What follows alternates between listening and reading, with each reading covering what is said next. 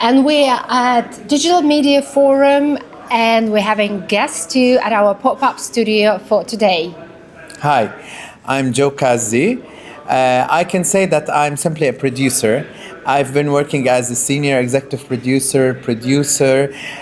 content producer, content lead, everything related to content for the past 15 years since I was still studying at the college. But I can proudly say now that I'm not just a TV producer. I can say that I produce content for all sorts of media outlets and media packages and offerings. What is the biggest shift in the content production industry when it comes to the big guys? Because you're a TV person, right? So you didn't come from, let's say, social media, you're coming from the big guys. So what is the biggest shift in the content production industry on a big level? Okay, well, today, if you speak from the greater image, every investor that is working with you would ask for three simple things. Well, first, they would ask you for engagement. On linear TV, we would say that it's called rating, but on digital, it's simply called engagement and reach. So this is the first and most important goal for any investor in media. They want you to reach every single person that they are targeting. The second is to create an impact, not just reach to these people, but also deliver the message, deliver the lifestyle, highlight the topics that you want them to get involved in. And third is monetization. Even when you have an investor that has billions of dollars in his pocket, but they would say one of the vectors or the directions of your success is being able to monetize what you are producing, especially if you are targeting a specific audience. So mainly these are the three goals, but these goals differ between one investor, one media outlet, and another. But has anything shifted in those demands? Or probably, the requirements are the same, but the way things are being executed has shifted, right? Of course. So let's probably dive into like what has changed for the producers, let's say, for the media outlets. For the producers, people that have been producing traditional media, or what we call traditional media, and when we speak about people that used to work with magazines or with newspapers or the radio people, or even when we go to TV and the vast world of TV, of course things have changed. Because now, even if you still work within a company, inside a company that produces content for traditional media, they would also, and they would primarily ask you to create the same content or a content in parallel that would reach the digital audience. Now, with the digital audience, things change. You have to be much more simple, much more direct, and you have to just say your message in the most direct, simple, modern way, deliver the message in less time, and you have to impress people. I'm not talking about impressing people through big productions. Sometimes a small word, a small message, what we say and what we call a hook. Yeah. And how you hook them in the beginning of any reel, of any explainer, of any long format. You cannot but add a good hook that is strong at the beginning. Yeah. And then after that, if you hook them for the first 5 seconds on social media, 10 seconds, they would decide to go further with you if you are offering them a link to go to YouTube or to the website or to the app and watch a longer version of the show that you are producing or that you are offering to them. In the current ecosystem where YouTube is gaining a huge influence and a huge power, where do you see TV is still influential and impactful, and where it fits? Well, I would say that TV will always be there because whenever you are laying back at home or in your bed or at the office and you want to watch a longer format, you will always choose a bigger screen. Our mobiles are for shorter versions, for you to be always updated with the news, with any updates that came up your way, to listen to songs, to watch small formats. But whenever you want to dig deeper, whenever you have time, whenever there is a breaking news that you need to watch, whenever there is a film, a series, a production, a reality show, even talk shows that you would like, podcasts, just like we are doing, you always have to go to the bigger screen. It might differ from linear TV, Yeah. the TV that we grew up watching, where we used to wait till 8:30 for the news or 8 p.m. for the news and then 8 a.m. for the morning show. Now, it's different in one thing, that you get to choose what to watch.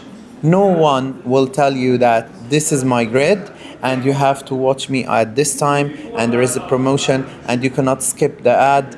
No, now you have the choice to go to your favorite channel if they have their app, if they have their offerings posted and published on YouTube or on their websites, and choose at any time to catch up with your favorite show, to watch your favorite podcast, Yeah. to watch your series. Maybe you would not have the time to watch your series on daily basis, but you will have a binge watch in the weekend. So that's it. With the new phase that we have went into, it's simply as much as that. And you can still have a TV at your home, and you will always have that, but you will have the freedom to choose the time and the platform, and it's somehow a reshape for what we used to have before. That's an interesting way for actually how the audience consumption habits have are based on the amount of formats that we can now consume, whether we're on the go, whether we're in the house, or whether we, with our friends, whether we are at the event, right, and we can record an interview nowadays, Exactly. right? So it is definitely the choices that the audience have got. I've got a question about our region, MENA region. MENA is probably placed sort of in a very interesting position, right, in terms of the consumption. We're a very multinational Yes. region, right? How do brands, or let's say the investors or the producers, approach the challenge of a multinational community of the region? How do they achieve those views, engagement, etc., if the themes and the topics of the people who are consuming the content are quite different or might be different? So, as you said, we are now in the GCC. We live in the GCC. GCC is part of the Arab world. So basically, we live in one of the 5 or 6 GCC Arab countries. But as you said, we live in a very mixed community. We have in the UAE, on the soil of the UAE, there are like 190 nationalities that live here, with different languages. Maybe the common language that we all speak in order to communicate is either Arabic, but mostly English. But speaking of this much diversity in UAE, in KSA, in Kuwait, in Qatar, and in Bahrain and other countries, Oman also, you have, as an investor or as a brand, to do first things first. You have to go to a market study. So, if you are offering a production in music, in drama, in TV, and we're not saying TV anymore, but we're saying, for example, in shows, in specific content, you have to do your market study, where you check, where you have a checklist of what are the ages, the age range that I'm targeting, what is the language, where do my people come from. Basically, for example, we're talking about GCC locals, the UAE and the KSA, their habits, in addition to the Arabs living here. When we talk about other brands, for example, if you have a certain brand and you want to market it here, then you have also to check, where would I sell this brand?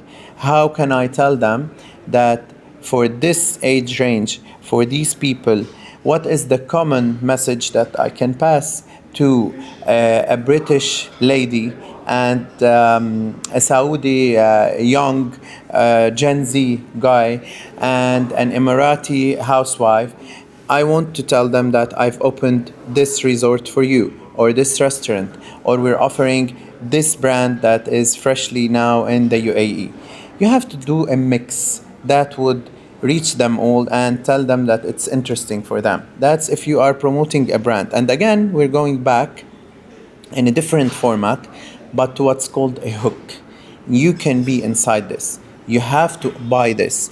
You have to consume this. This is good for your lifestyle and the way you think and how you spend in this region. When speaking about media, as I told you, most probably you cannot be addressing everybody. You have to be specific. If you are addressing the people living in the UAE, for example, with a new platform that interests everyone living here, then you can target many audiences, but in different languages. You will have to have 2 or 3 pages with different languages, and then you address them with the places, with the topics, with the food, with the culture, with everything that will interest them here, in addition to what they might need in their education, in their workspace, and things they have to know. If not, if you're going more specific into Arab audience, you have to check what is the age range that you are targeting, what are their habits, what are their red lines, what are they open to, what is the medium figure that they spend inside, and that's how you start. You start by the study, and then you get your experts, and you touch them in the places where they are ready to be impressed, interested, getting involved into the thing, and then deciding that I want to watch this or I want to purchase this item. I think podcasting, in a way, and probably that's one of the reasons the podcasting is buzzing in this region, is probably one of the ways to check what topics are resonating with people, I think. Exactly. If you were to name, let's say, the top themes that are now popular, let's say, in an Arab audience in the regions, what would they be? I would say, first of all, lifestyle. Yeah. Because everybody wants to elevate his or her lifestyle through many things. How they dress, conservative or open, but they all want to look nice. So how to dress, their haircuts, their makeup routines, what they eat, and their fitness routines as well, and their health. This is one. 2, news. Unfortunately, the GCC is very, very stable. But as a whole, we live in an Arab world that is not stable. War is everywhere. Instability is everywhere. So everybody wants to check the news and to know what's happening. So news is a second thing. I would say 3 and 4 would be equal here. Sports, mainly football, and drama. So everybody wants to watch drama in formats like series, like films, everything. And maybe 5 would be music, because of course everybody wants to be entertained and they have their stars. So these are the top 5 trends that we have trends and here. pillars, let's say, that are popular. That's great. So to wrap up this short interview, what do you want the media audience to stay with after listening to this episode? I would say that it's always nice to move forward and to acquire the new habits.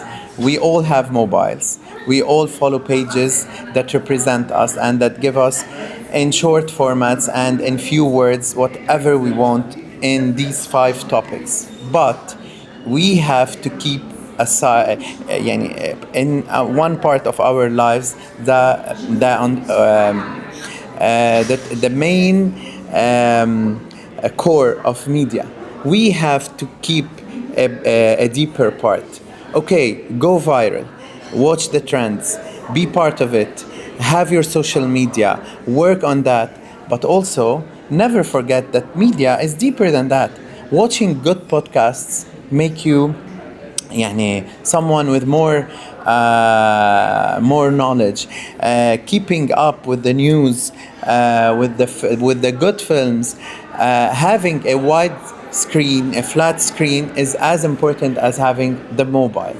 They can be working together and not apart from each other. Amazing. Thank you so much. That was very, very Thank you. insightful, and I'm looking forward to this to go live. Thank you.